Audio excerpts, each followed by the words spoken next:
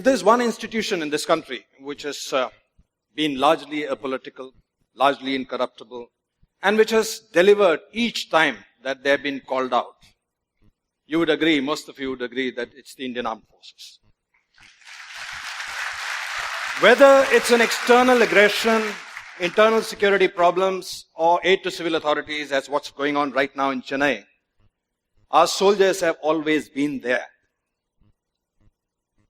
Troops in combat have a very, very tough situations at times. Just so you know, that when we have to attack a post of a section held by a section of 10 men, the ratio of attackers to defenders is 1:4.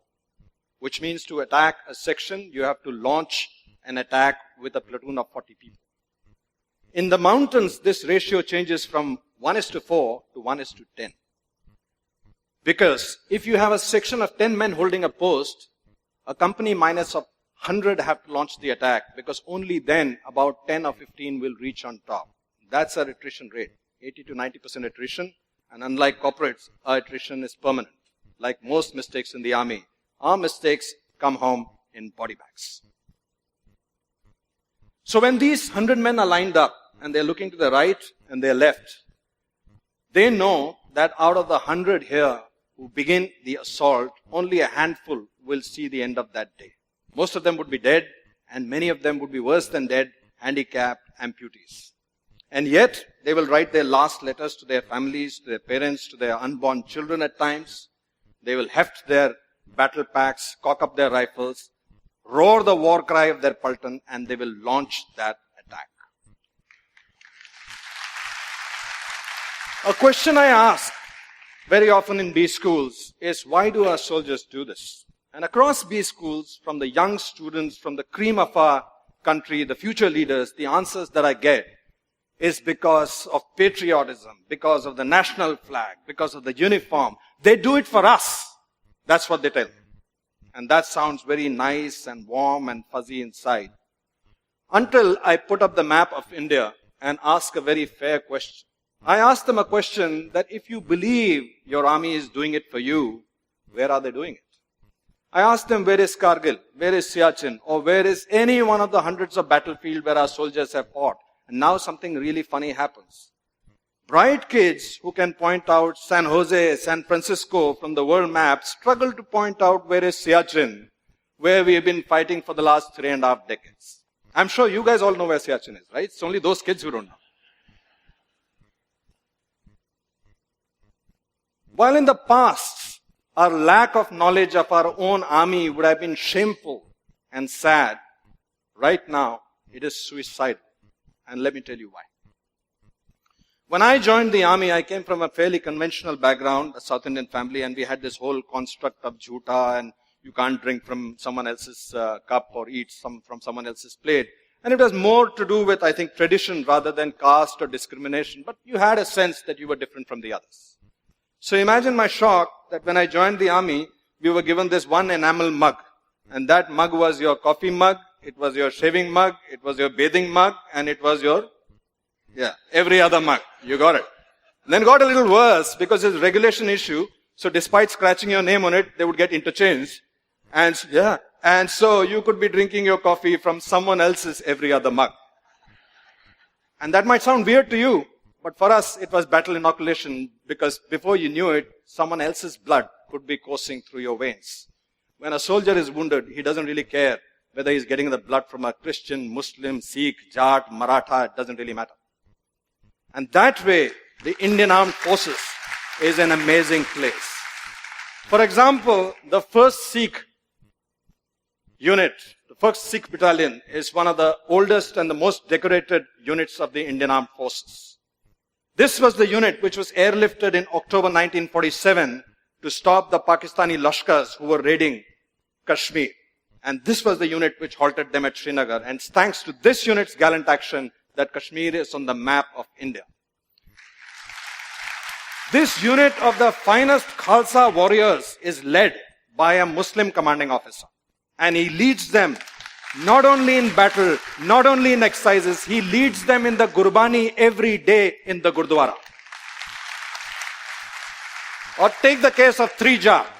In 1965 operations, they were tasked for one of the most difficult tasks, which was the capture of a location called Dogra. And that battle has gone down in the annals of Indian history as one of the most tough battles ever fought, because it was street to street, room to room, hand to hand. But Dogra was so pivotal for that operation that when their Anglo-Indian commanding officer, Lieutenant Colonel Desmond Hayes, spoke to his men and explained to them the importance of that particular objective, he told them that we have to be in Dogra by nightfall, dead or alive.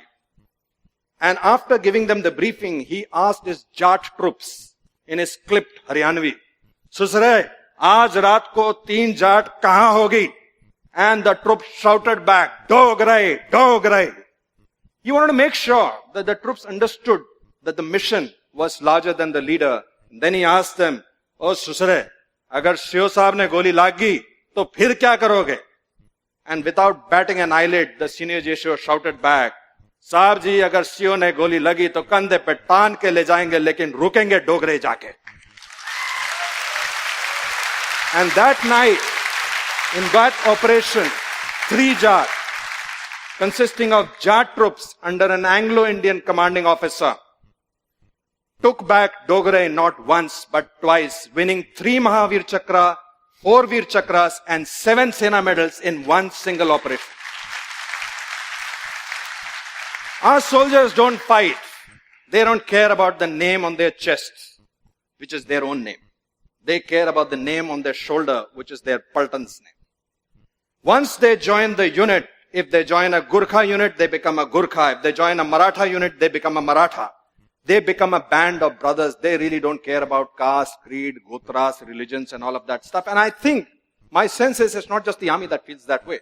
Some of you may remember in 1992, in Parvanu, in the timber trail, there was this cable car which broke. And it was dangling by a cable.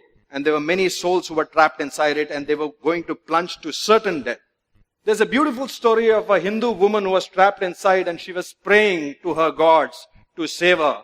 And before a little while, they heard the thud of a chopper coming, the thud of a Hector coming in. And that Hector was being flown by squadron leader Pali Major, who went on to become the air chief of the Indian Air Force.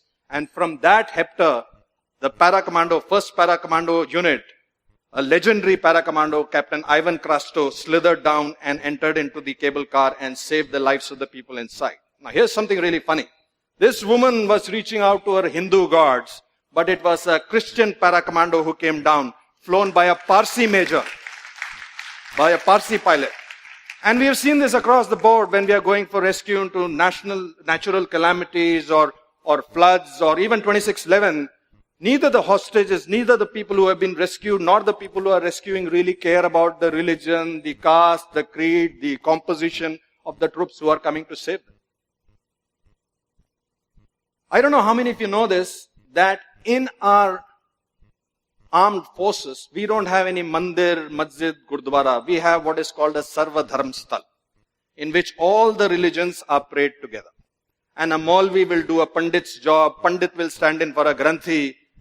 Somehow the gods don't seem to care either. But when this soldier comes back home, he gets a different world. He gets a completely different world. There his leaders, his political leaders, his religious leaders, his friends, his relatives tell him a different story. They tell him that caste is stealing away jobs. This caste is taking away reservations. That person is different from you because he eats a different kind of meat. They tell him that you have to be our caste first and an Indian later. Ladies and gentlemen, soldiers don't fight with weapons. They fight on a moral high ground. Soldiers don't go into war because they hate the enemy in the front. They go to war because they love their countrymen in the back.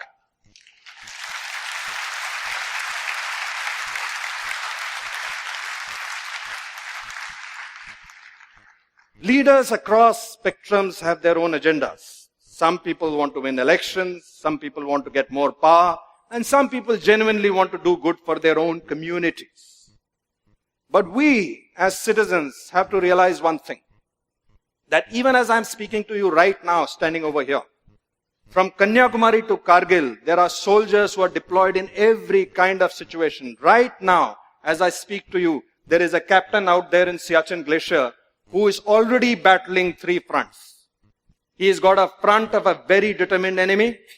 He has got a front of a very horrible weather which claims lives almost on a daily basis. And he's battling the front of the nonsense going on in Delhi with Jantar Mantar, with veterans fighting the government, government fighting the veterans. I beg of you, let's not open a fourth front for him. Let's not forget that the strength of this country, which is symbolized by your armed forces, is the unity of its diversity. Let's not forget that. Jai Hind! Jai Hind! Thank you. Thank you. Thank you.